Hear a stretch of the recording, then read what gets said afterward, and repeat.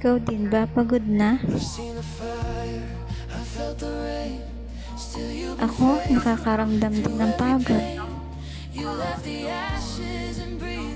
Actually, lahat tayo. Minsan nga iniisip ko, parang gusto ko nang sumuko.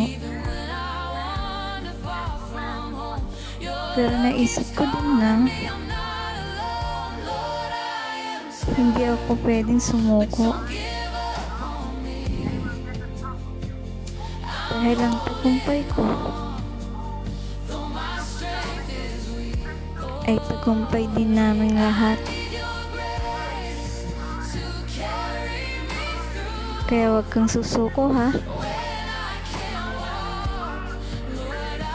Basta ito ang isipin mo. Pagod ako pero may Diyos namang lumalaban din para sa akin.